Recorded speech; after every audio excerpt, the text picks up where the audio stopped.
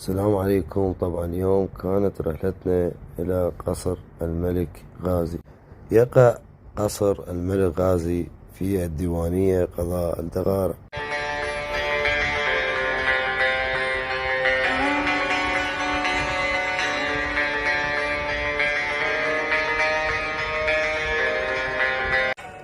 وهو الملك غازي بن فيصل بن حسين. ولد في عام 1912 مكة المكرمة الحجاز آنذاك. الوفاة 4 أبريل عام 1939 بغداد العراق. اللقب الملك غازي الأول.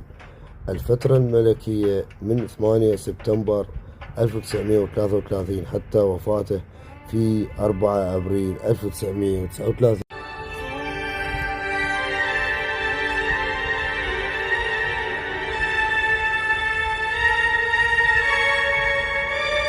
حيث هنا المعدات الخاصة بالملك غازي.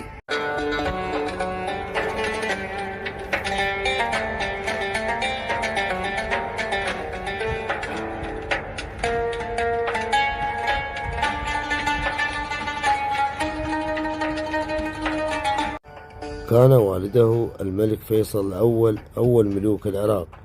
جده الشريف حسين بن علي قائد الثورة العربية الكبرى. زوجته الملكة عالية بنت علي. ابنه الملك فيصل الثاني الذي أصبح ملك العراق بعده وهو طفل.